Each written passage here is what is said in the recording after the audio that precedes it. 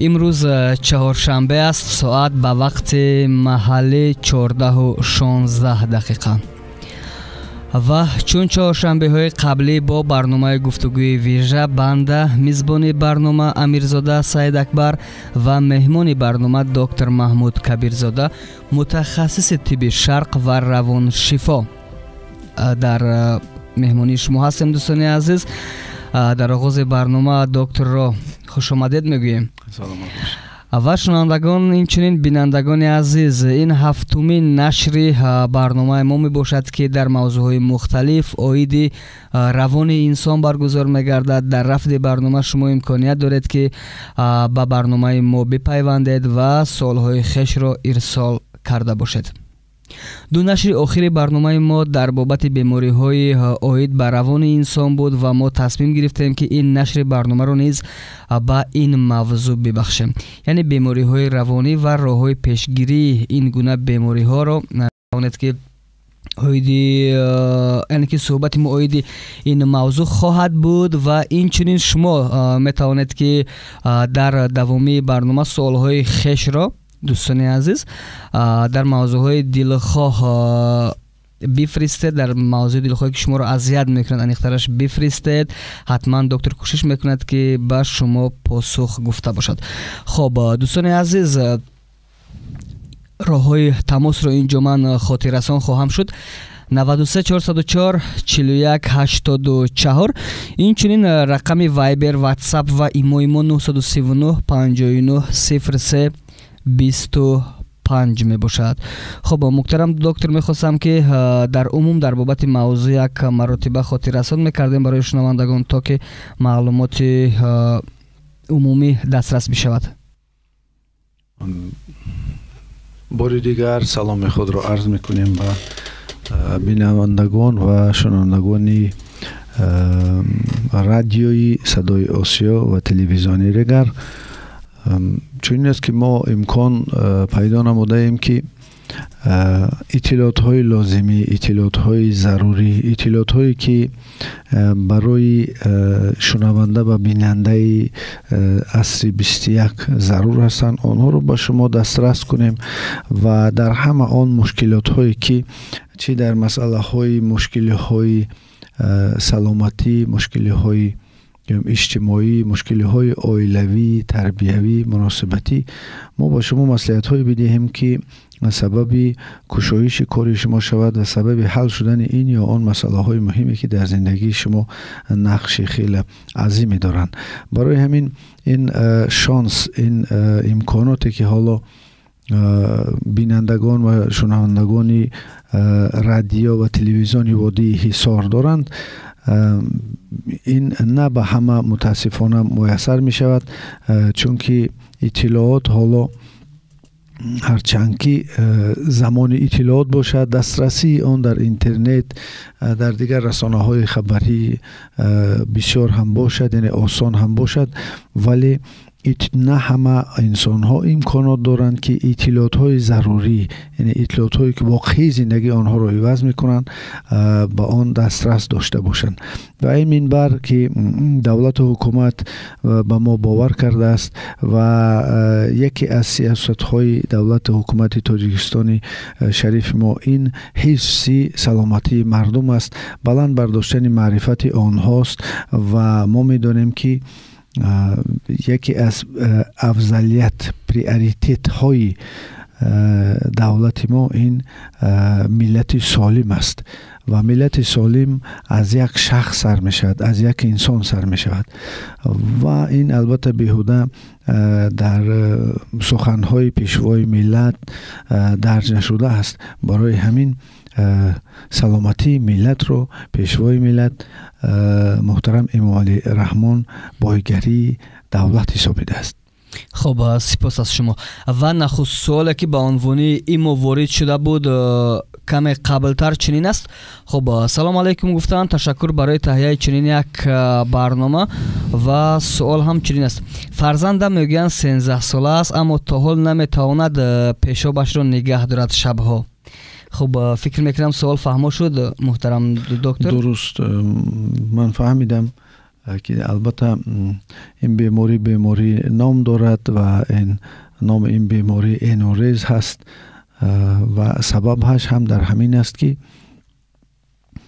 در معاینه سر کودک یک گرمانی هست که یک دارویی هست که و عموما در معاینه سر انسان یک دارویی هست که شب حاصل شوی پیشاب رو در گرده ها نظاره میکند و کم میکند. ولی در بعضی از آن جمله کودکان چنین می شود که این حاصل شوی این دارو هنگام شب هم بس نمی کند و این دارو حاصل می شود و این دارو فرمان می دهد که داروی آنتی دیورتیک گرمان هست، گرده ها رو فرمان می دهد که گرده ها یعنی که خون رو تازه کنند و پیشاب رو حاصل کنند، یعنی که شب دمگیری گرده دیده نمی شود. برای همین با خچک آنها پر می شود و از حساب آن که خوابروی آنها سخت است، درجات چقوری آن سخت است، برای همین آنها آن سیگنال، آن خبری که ریسپتورهای خچک به معاینه سر میدین آنها رو معاینه سر متاسفانه قبول نمی کند و این کار به شکل اتوماتیکی یعنی که به وقوع می بیاد و شب پیشاب می کند. ناراحتی این جسمی بود و اگر باز مشکلات های دیگری خچک و گرده و بعضی مسئله های دیگری که اورولوژی یعنی که ساحه گرده شناسی سر و کار دارد اگر نباشد، پس این مسئله در عصب است و چون ما مکانیزم آن رو در عصب فهمیدیم، یکی از سبب‌هاش این ضرب های معاینه سر است، بیماری های سرایتی معاینه سر که به آن اثر میرساند و از همه عجیبش که این کودکان انوریزی که دارن شب پیشاب آنها شب نمیستد، سببی بیشترش سبب روانی دارد. عامل روانی آن در ضدیت داخل عائله هست. همین کودک از طرف کلانسالان، از طرف اکا، از طرف خواهرای کلان، از طرف یا پدر یا مادر، من اعضایان عائله در گوشه یگان ضرب روانی گرفته است و همین ضرب روانی چنان است که کودک نمیتواند از حساب لحاظ فیزیکی یا دیگر طرف ها که قوت داشته باشد که دفاع کند از حق حقوق خود، برای همین قصد میگیرد. یعنی شب قصدش را از پدر و مادر یا از برادرش یا از خواهر کلانیش یا اون کسی او رو تربیه میکند قصد میگیرد و پیشاب میکند و میداند که این کاری او اعضایان عائله رو عصبانی میکند و به همین قصد خودش میگیرد و اعضایان عائله با او فشار میارن و بعضا کودک میخواهد عقلش که این کارو نکند، ولی این که در مکانیزمش در زیر شعورش ماند و همین طور عادت میشود و چقدر از بیرون با او فشار میارن همون قدر این مکانیزم باز وزمینتر و وزمینتر میشد و خوشبختانه راه حل این هست. ما انا همین مسئله های عامل های روانی یا عامل های فیزیکی باشد یا عامل های دیگری احساسی و عامل های دیگری اجتماعی، ما در وقتی توابط اینها رو میابیم و با همکاری دکتران ساحه دیگر از این حالت برآوردن کودک رو امکان هست. خب تشکر میکنیم از شما. اینجا این شنونده سن سال فرزندشان را 13 ساله گفتن و تا جایی که اطلاع دارم من بعضا هستند نفرانی که از این سن سال خیلی بالا ولی با این مشکلات روبرو هستند. در واقع آیا می شود با خود تلقین کنی امکان دارد که این گونه بیماری ها را پیشگیری کرد یا باید کدام یک اصول های خاص دارد؟ یعنی یک نفر امکانیت دارد با خود تلقین کنی محض در همون بیماری یا که محض در همین بیماری؟ بله.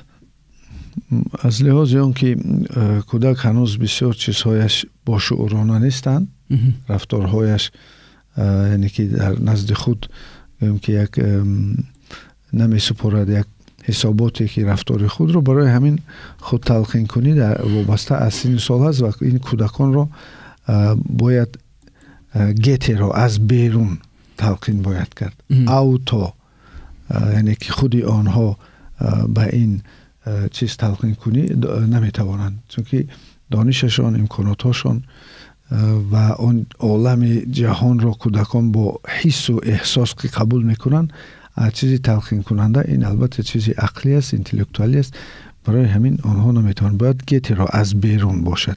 هست اوتو ونوشینی، هست گیت را ونوشینی. برای همین کودکان را ممکن است با آنها یک بعضی مسئله ها با آنها نشان داد، ولی به هر حال باید آنها نیاز به کمک متخصص دارند. سلامت باشد. یک پرسش دیگر اوید همین موضوع. بعضی شاید فکر بکنند که با گذشت چنانه که شما گفتید که چون سینوسولشون بعضا کفایتی نمیکند، می شود گفت که با گذشت سینوسول اینها به طور اتوماتیک اصلاح می شوند یا نه؟ بسیار وقت در 30% آنها سینوسول می رود و آن استرس ها، آن ضرب های روانی که آنها گرفته بودند در کودکی قرب خود را، ارزش خود را گم می کنند و همین طور ممکن است که خود به خود صحت شوند. تا 30-40% آنها به دکتران دیگر سمت، دکتران سوماتیکی بدنی مراجعت میکنند در حالت این طرف برطرف کردن مسئله های روانی، مسئله های عصبی، مسئله های عضوهای داخلی از آن جمله گرده و خیچک ممکن است برطرف شوند. چند فایز دیگری آن وابسته است از دکتران روانشناس، دکتران روان درمان که آنها همین مسئله های ماجراهای درون شخصی را برطرف میکنند و از این 10% آن متاسفانه به این یا آن سبب ها که آنها هم آموخته شده ایستادن متاسفانه صحت نمیشن. تشکر از شما. شنوندگان و بینندگان عزیز، خاطررسانی می‌شویم که برنامه گفتگوی ویژه روی موج صدای آسیا به طور مستقیم همین لحظه ها ادامه دارد و شما نیز میتوانید که یکی از نفران باشید که تماس بگیرید و سوال‌های خیش را ارسال بکنید اوید این یا آن مسئله که در روزگار شما هست و شما را اذیت میکند و مصلحت بپرسید از دکتر محمود کبیرزاده، متخصص طب شرق و روان شفا. خب اصول های تماس 93 404 41 84 و رقم وایبر واتساپ و ایموی ما 939 59 03 25 است. خب نفر دیگر میگوید که پریدن چشم یا لب یگان اساس واقعی دارد، چون من تجربه کردم فقط راست میبراید در زندگیم. بسیار گویم که سوال عجیب است. آدم 20 میلیارد، در بعضی حالات میگن 100 میلیارد حجره ها، نیرون های مغز سر دارد و بعضی این نیرون ها یک گروهی در حالت انگیزه، در حالت ناراحتی ها قرار میگیرند و به اجازتی مثلا کلی شعوری، کلی معینه آنها این یا آن موشک را کشش میدهند. مثلا بعضی آدم ها هستند که گوشتشان میپرد خود به خود و این را اگر که یک بار، 2 بار تا 3 بار باشد این را اونقدر دقت نمی، چون که میدونن که این از حالت ناآرامی عصب است و همین که باز آرامی شد خوابی نغز رفتند و من یک معیشت روزگار خود را درست کردن برطرف میشد. ولی وقتی که این تیز میشود این نشانداد آن است که پس در معاینه سر چی گپی هست، چون که خودی موشک‌های اطراف چشم که مرکز دارند از 12 جفت تارهای عصبی کاسخانه سر که اداره میکنند از دو طرف خودی مثلا حرکت چشم را. برای اگر این آسیبی باطنی، یعنی که آسیبی درونی سر ندیده باشد، گردش خون در درون سر ناراحت نباشد و من در حالتهای ناگوار قرار نداشته باشد، هیچ گپ نیست. ولی اگر این کمتر مسئله های یعنی که سلامتی را دسترس شده باشد، یعنی که دسترس رسانده باشد، پس باید به متخصص ساحه عصب مراجعت کند و در آن حالتی که کمبودی نباشد پس به ساحه روانشناسی مراجعت کند که حالتهای انگیزه های معینه سر یا که بعضی مسئله های هستند که آنها را حل کردنش لازم است. ولی در اینجا بعضا چنین است که مردم از کهن، مردم زیرک ما از کهن بعضی حکمت های میگفتند که تا آدم ها را آرام کنند. مثلا میگفتند که چشم چپ یا چشم راست میپرد و اگر چشم چپ باشد این شاید مشکلی باشد، چشم راست باشد این کار خوب باشد.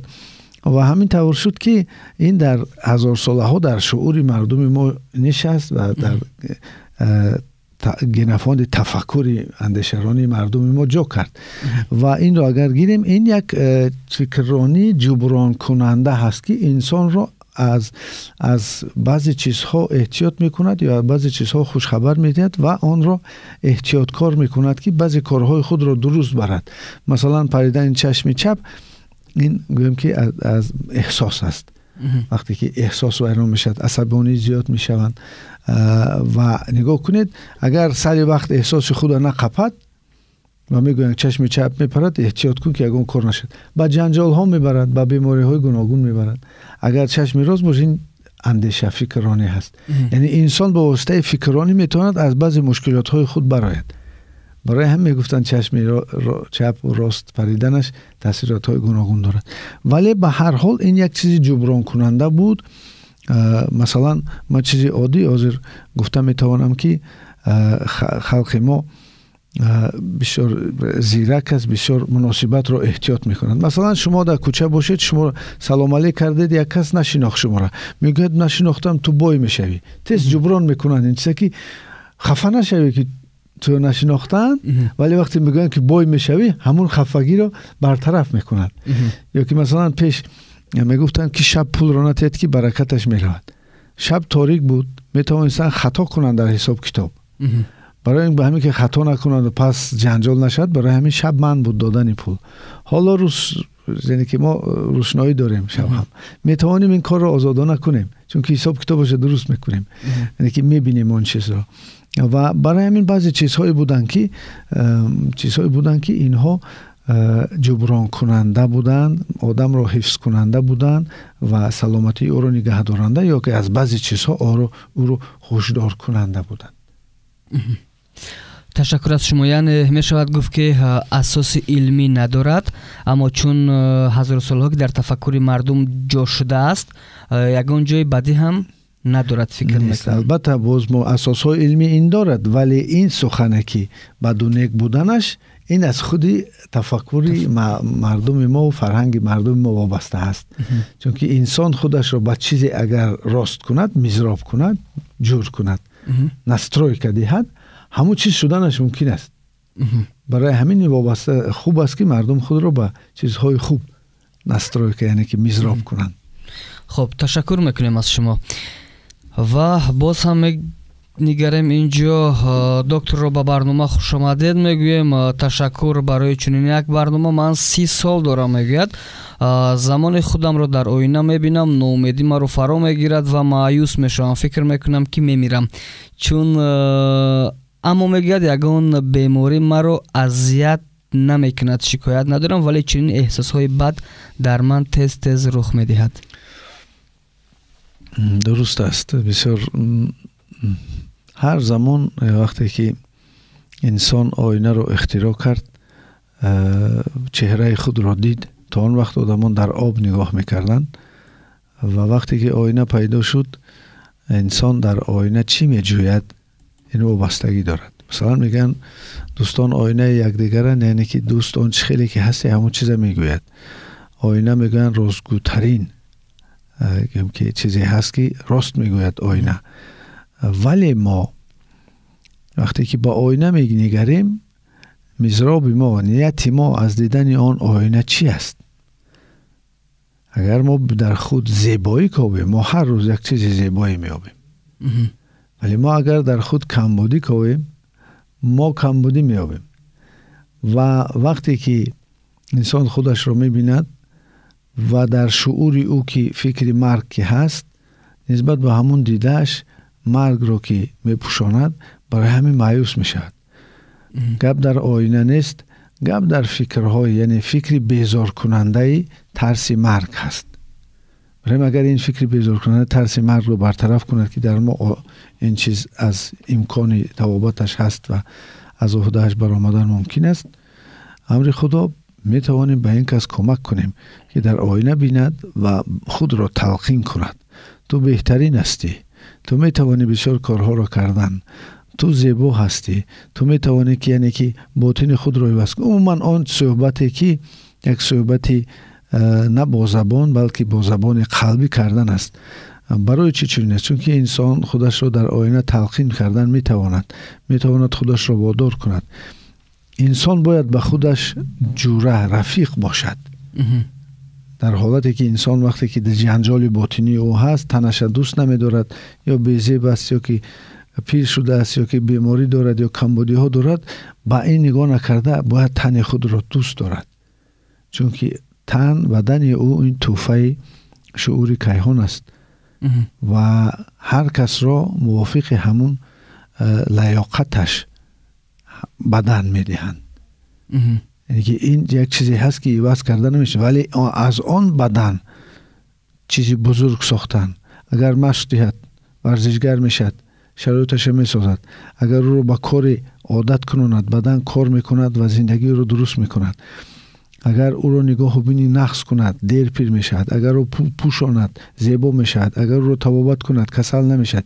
یعنی که بدن این یک تصور کنید که ما فیلم های اواتار رو دیده بودیم، در درونی همون ربات های کلان یک آدم میده میشیش و چه حرکتی اون آدم میکرد ربات همون رو تکرار میکرد. ما خودمون خوش هستیم. این بدن ما از آتش، از هوا، از آب و خاک گرفته شده است و ساخته شده است و ما را شعوری کیهان میتوانست تن حیوانی دهد، میتوانست ما را تن درختی دهد، لیکن ما را امروز قدر کرده است خداوند و ما را بدن انسانی داده است که تن آدمی شریف است میگویند و همون شرافت بدن خود را باید رعایه کرد. اگر بین انسان خودش و تنش جنجال باشد بدنش، این البته به بیماری میارد و خوشبختانه راهی طبابت دارد. تشکر از شما.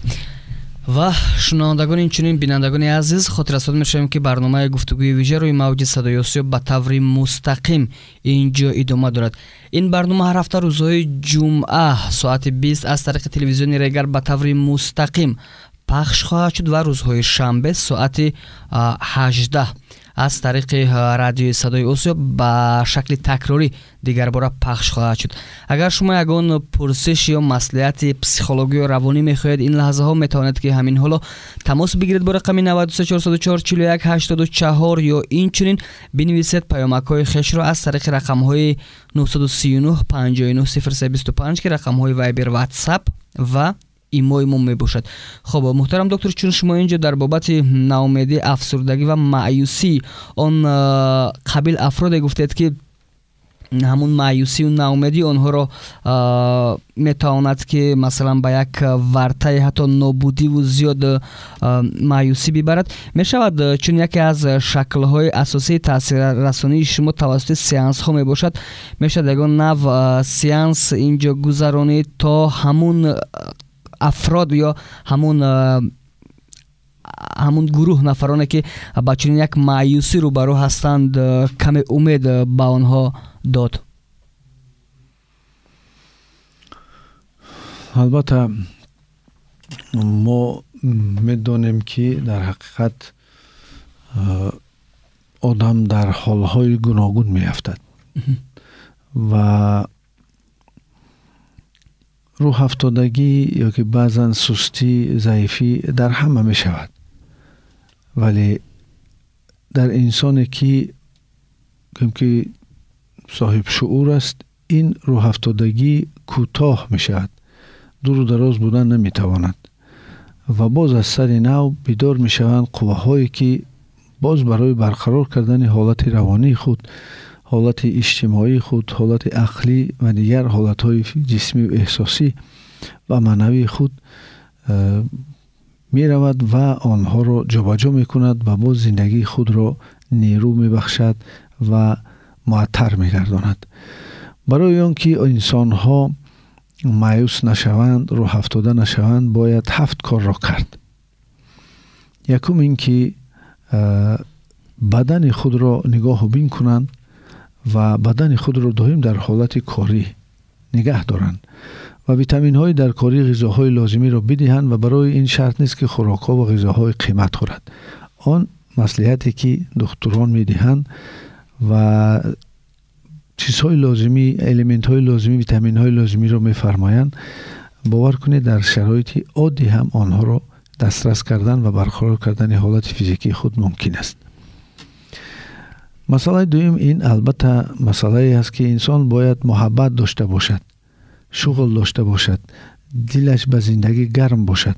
و اگر وقتی دلش به زندگی گرم نیست، اطراف خود را یک بار نگاه کند، بیند که در اطراف او کیها هستند و هست کارها و حالتهایی که برای کسی باید زندگی کرد. هست برای دوست داشته خود زندگی میکنی، هست برای فرزند، هست برای وطن، هست برای کار، هست برای آبرو، هست عموما هر یک کس یک موتیواسیون، یک سببیتی آن که او رو میخیزاند و به کار میبرد دارد و آن را کافتن و یافتن در کار است. بعضی ها زندگی را همچون فرمان خدا میگویند و میخیزند و زندگی میکنند. بعضی ها میدونند که اگر آنها امروز کار نکنند، زندگی نکنند، از بسیار چیزها میمونند، وطن آنها زیر خطر میموند. کاری که آنها میکنند سبب مشکلات چندین آدم ها میشود و بیابند بدانند که خودشان تنها نیستند و محبت و بخشش را پیشه کنند. دوست داشتن و بخشیدنی که هر واقعه و حادثه ای که از روی نافهمی یا که با شورانه یا بیشورانه مردم گنده و بد به اون آدمان میرسونند.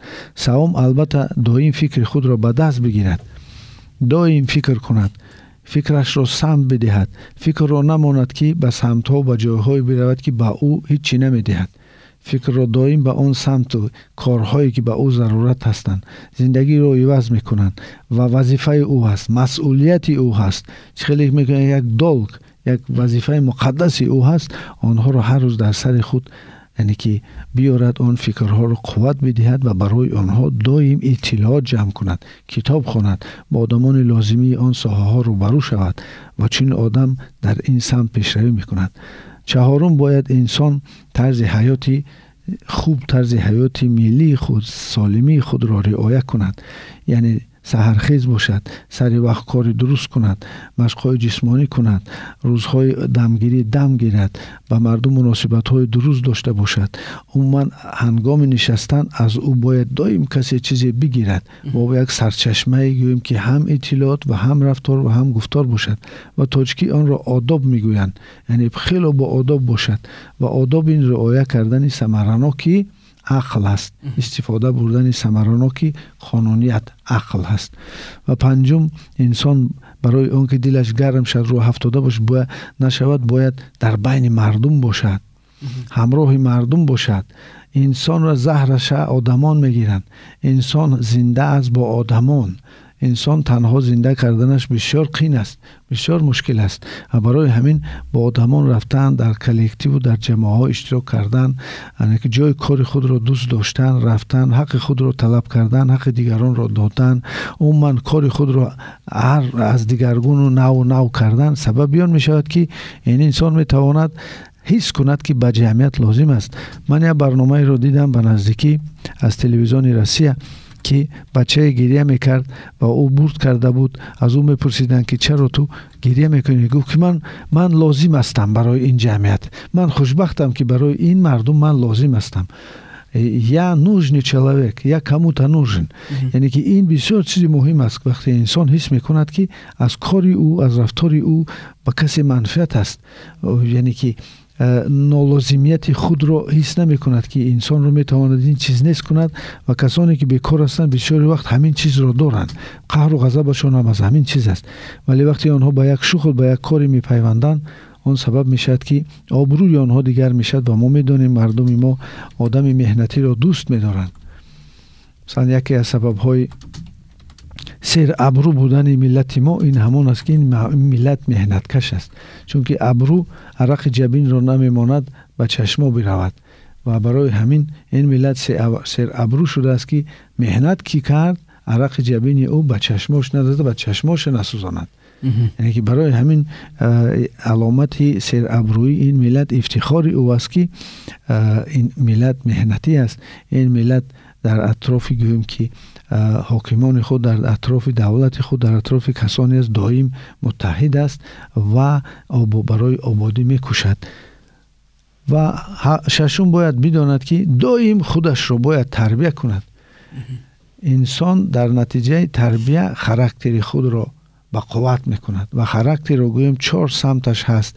یکی مناسبت به خودش، دیگری مناسبت به اشیاها، چیزهایی که اطرافی است، سوم مناسبت به مردم و چهارم مناسبت به خدا با معرفت، با معنویات، با هستی، عموما با دنیا، کل دنیا. برای همین در این سمت ها باید خودش رو تربیت کند. نگاه بین خود، مناسبت با آدمان درست کردن، چیز و چاره‌ای که دارد نعمت زندگی است آنها رو نگاه بین کردن و آنها رو در زندگی خود استفاده بردن و دانستن معنویات حیات خود سبب یان می شود که انسان رو هفتادگی با گوشه و کنارش نمی بیاد. و هفتم البته انسان باید بداند که تقدیر هست. یک تقدیر یک چیزی هست که در ژنتیک ما، در ارثیت ما نوشته شده است و از تقدیر خود رضا باشد و کوشش کند که تقدیر خود را نیک کند. نقشه و پلان و درخواست و بسیار چیزی که انسان ها دارند، اینها در شعور در معینه میستند و معینه موافق همین نقشه ها کار میکند.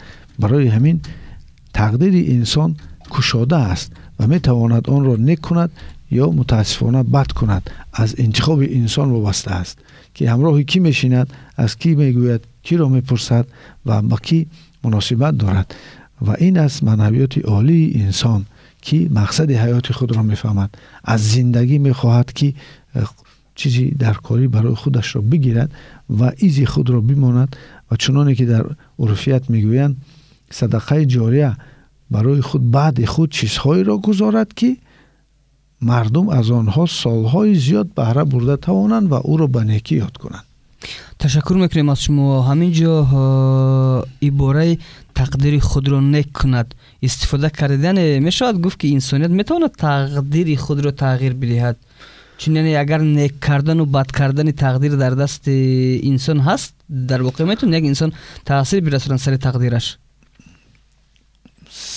عموما در مسئله تقدیر در فلسفه بحث ها زیاد هستند.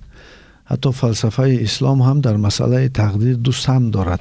یکی سمتی که تقدیر تماما عوض نمی شود، هر چی که هست همان می شود، و سمت دیگری هست که میگوید تقدیر را می شود نیک کرد. یعنی عوض کردن تقدیر از دستی گویم که آدم نمیاد، ولی تقدیر را نیک کردن، نیکی های او را بیدار کردن میشه. چون که تصور کنید ما یک واریانتی تقدیر را می نویسیم یا که یک واریانت یک سناریو یگان کینو را می نویسیم و ما می توانیم که واریانت های A و B و W و G و دیگر واریانت ها را هم گذاریم. وقتی که شعور کیهان تقدیر انسان را می سازد و واریانت های گوناگون تقدیر در آنجا هستند، برای همین انسان همان واریانت های گوناگون را می تواند انتخاب کند. بهترش یک چیزی هست در انسان که انسانی که آفریده شده است امکانات انتخاب دارد. انا همین چیز معین کننده انسان است که کجا می رود سمتش. نباشد تقدیر انسان همش نیک نوشته شده است، همش درست نوشته شده است. یعنی که خیلی میگویند که خدا بدخواهی بندگانش نیست، ولی راه های دیگری هم آفریده است که انسان اگر به آن سمت ها برود مشکلی ها به خودش ایجاد میکنه. تشکر میکنیم از شما. سوال ها نهایت زیاد است، هر چیز کوشش میکنیم که در وقت باقی مانده به شکل فشرده پاسخ بگیم. و در ارتباط همین سوال قبلی یک پرسش دیگر هست. نفرانی هست که از مردم زیاد دور میگردند، در واقع در میان مردم یا با مردم هیچ زبان یافته نمیتوانند، تز زمانی که در میان مردم هستند تز از آنها میرنجند. هست چنین حالتایی که ما میدونیم که روش مطابق شوی بعضی آدمان با سوسیوم با جمعیت مشکل است و این چند سبب دارد. یکی از سبب‌هاش این سبب‌های فیزیکی است، مثلا کمبودی های جسمی داشتن و مانند دیگران فعالیت کردن نمیتوانند. دویم سبب این سبب های احساسی است. از جمعیت ترس دارند، از آدمان ترس دارند، یعنی که دو دیلند، گمان برند. شاید آنها تجربه های دیگر کسی که خودشان در نتیجه مناسبت میبینند که ضرب های که احساسی از مردم میگیرند، باوریشان نسبت به مردم گم میشد. سوم این البته گروه خود را نیافتن است. هر یک انسان موافق اندیشرانی فکر خود گروه خود را دارد و این گروه ها در جمعیت مثلا به کسب ها تقسیم میشن. برای که انسان به جمعیت درستتر مطابق کرده تواند باید کسب بیاموزد که با همکسبان خود مثلا یک جای بوده کار کردن را یاد گیرد. و البته هست کسانی که بیماری های اوتیسم دارند ки наметавонанд мутобиқ шаванд, наметавонанд он талаботҳои атрофро ки гуногунанд, яке фишор меорад, яке дастгирӣ мекунад, яке масхара мекунад, яке бепарвоӣ мекунад, ҳамаи инҳо метавонад ки як зарбҳои ба асаби ӯ биёрад ки бардошт карда натавонад. Ва ин метавонад аз таҷрибаҳое бошад ки дорад ё ки аз ҳисоби натавонистан муносибат кардан ба ҳамун одамоне ҳаст ки шояд талаботашон зиёд ҳаст, талаботҳои масалан меъёрӣ рафторӣ доранд. ҳар ҷое мо равем аз мо талаб мекунанд ки чӣ хел рафтор кунед, чӣ хели гап, чӣ хели шинед. ана ҳамин ки ҳарчанд нагӯянд, ки ба чашму ба гӯшу ба фаҳмишу ба нигоҳу ба баҳодиҳӣ ин чизро талаб мекунанд. Чунин одам